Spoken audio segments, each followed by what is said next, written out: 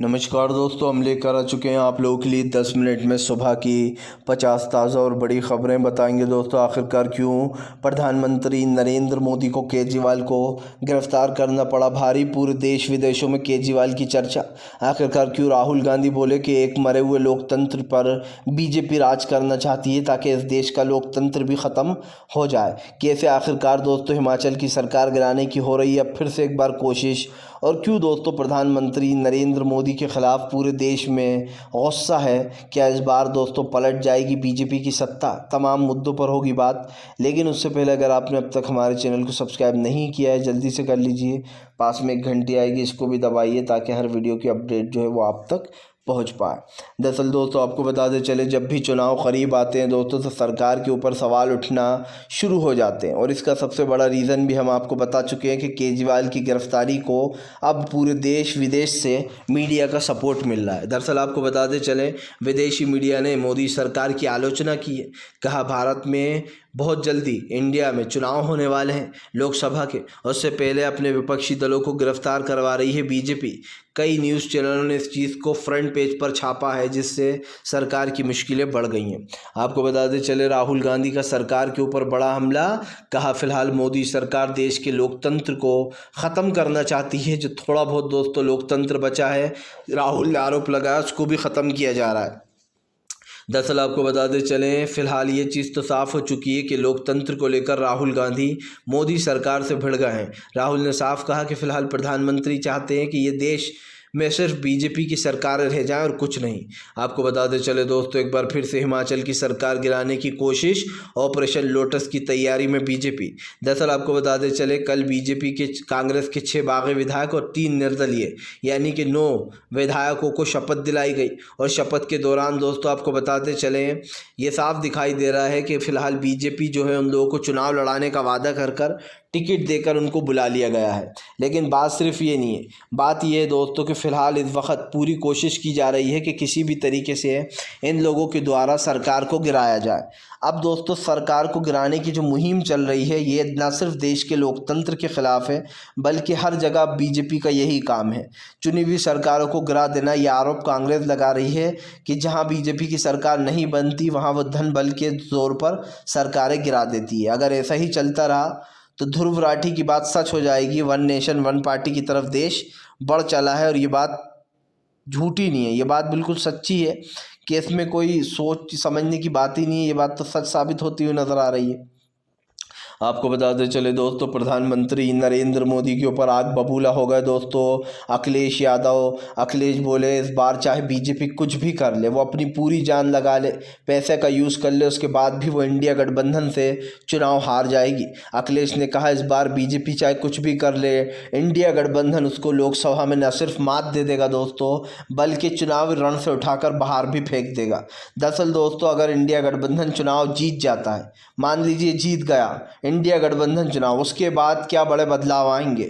सबसे बड़ा बदलाव दोस्तों, बीजेपी ने जो राम मंदिर से लेकर ज़मीन बेचने और ख़रीदने से लेकर जो घोटाला किया है और जो चुनावी बॉन्ड में हुआ है, वो सारे काले चिट्ठे खुल जाएंगे।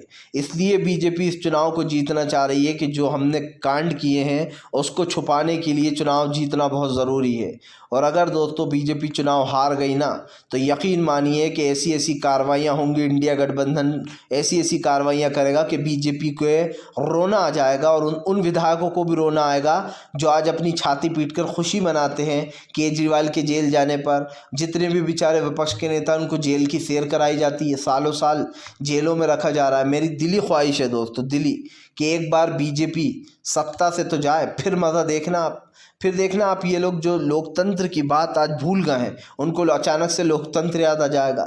ये जो मीडिया दोस्तों आज मोदी सरकार की वकालत करती है, ये अचानक से मोदी के ख़िलाफ़ बोलने लगेगी। ये लिख के ले लीजिए आप। आपको बताते चले दोस्तों, असदुद्दीन ओवैसी ने लगाई सरकार को फटकार। ओवैसी बोले देश में लोकतांत्रिक तरीके से चुनाव होना बहुत ज़रूरी, पार्टियों को परेशान करना, उन पर दबाव डालना गलत, ऐसे तो फेयर चुनाव हो ही नहीं पाएगा। दरअसल ओवैसी ने आरोप लगाया है केजरीवाल की गिरफ्तारी पर भी। ओवैसी हालांकि बोले कि बीजेपी और केजरीवाल एक ही हैं। लेकिन आपको बताते चलें, यहाँ पर भड़ास निकालते हुए ओवैसी ने कहा कि फ़िलहाल चुनाव के वक्त ऐसी चीज़ें नहीं होना चाहिए, क्योंकि ये चुनाव में दोस्तों कई तरीके की दखल अंदाजियाँ पैदा करता है। यही नहीं, केजरीवाल ने आरोप लगाया है कि जब तक फेयर चुनाव नहीं होगा तब तक इस देश का लोकतंत्र भी जिंदा नहीं है। और दोस्तों, आज तमाम बॉलीवुड और जो लोग बीजेपी को सपोर्ट करते हैं वो क्यों करते हैं, कभी आपने सोचा?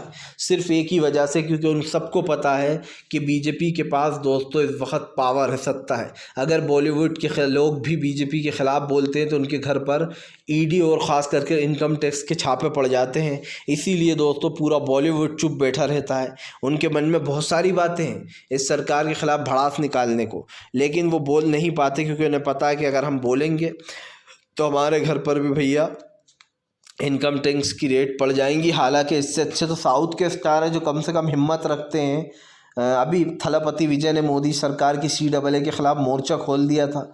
उससे पहले स्टालिन और ख़ास कर दोस्तों कमल हसन ने तो उस दिन को काला दिन ही बता दिया जिस दिन CAA को लागू करा गया। तो ये लोग दोस्तों सच में, ये ना सिर्फ फिल्मों में हीरो हैं, बल्कि दोस्तों इनकी तारीफ़ करने का मन इसलिए करता है कि इनके अंदर हिम्मत है सच बोलने की। हमारे बॉलीवुड के अक्षय कुमार, अमिताभ बच्चन की तरह नहीं, जो मोदी सरकार की भक्ति में लीन रहते हैं, जो माथा टेक कर दोस्तों, जो कल पेट्रोल को, जब 65 रुपये लीटर पेट्रोल था तो उसको महंगा बताया करते थे, लेकिन आज जब पेट्रोल के दाम 120 के पार हैं तो मोदी सरकार की चरण वंदना में दोनों लीन हैं, चाहे वो अमिताभ बच्चन हो चाहे वो अक्षय कुमार हो, क्योंकि ये दो नाम बहुत सुनने में आते।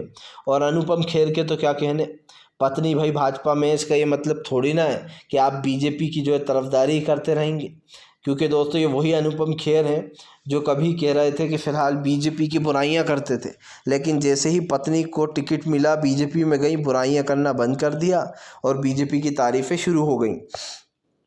आपको बताते चले दोस्तों, फ़िलहाल जो है यहाँ पर आम आदमी पार्टी के ऑफिस में जाने पर भी लगाई रोक, भड़क गई आतिशी। कहा फ़िलहाल ये कौन सी गुंडागर्दी है, पहले केजरीवाल को गिरफ्तार करो, उसके बाद ऑफिस में भी जाने से रोको, ये चल क्या रहा है। दरअसल दोस्तों कल जमकर बहसबाजी हो गई आम आदमी पार्टी और पुलिस के बीच में। सीधी सी बात यह है दोस्तों कि फ़िलहाल इस वक्त जाने नहीं दिया जा रहा है उनको ऑफिस में, लेकिन आप समझ सकते हैं दोस्तों कि लोकसभा चुनाव की तारीख़ तय हो चुकी हैं। अब दोस्तों पार्टी ऑफिस में जाकर जो है रणनीति बनाना है, कैसे चुनाव लड़ेगा, कैसे उनकी कैंपेनिंग करना है, उनकी रैलियां होना है दोस्तों, इन सब चीज़ों पर चर्चा करना है, लेकिन बाकायदा पुलिस उनको अंदर तक जाने से रोक रही है। तो दोस्तों क्या ये लोकतंत्र के ख़िलाफ़ नहीं है कि आप एक पार्टी को उसकी तैयारियाँ करने से भी वंचित रखना चाहते हो? आप चाहते हो कि आम आदमी पार्टी चुनाव ही ना लड़े? वाह भैया। दोस्तों देखिए, केजरीवाल भले ही कितने पहले बुरे इंसान रहे हों, लेकिन इस वक्त वो इंडिया गठबंधन के साथ थे और हम सबको सिर्फ यही सोचना चाहिए। मैं मानता हूँ कि केजरीवाल ने कई बार बीजेपी का साथ दिया और दोस्तों पलट कर ज़रूर आता है। केजरीवाल को आज समझ में आ रहा होगा कि उन्होंने अपनी ज़िंदगी में कितनी बड़ी गलती करी बीजेपी की कई चीज़ों में हाँ मिलाकर। लेकिन बात सिर्फ ये नहीं है दोस्तों, बात यह है कि केजरीवाल की गिरफ्तारी से क्यों एक तरफ अगर हम कर भी दें केजरीवाल की उन चीज़ों को, तो दोस्तों केजरीवाल ने दिल्ली के लिए सच में अच्छे काम किए। इस बात की दोस्तों सराहना करना चाहिए। केजरीवाल ने बसों से लेकर तो तमाम जो बच्चों की शिक्षा है उस तक को प्रायोरिटी दी है।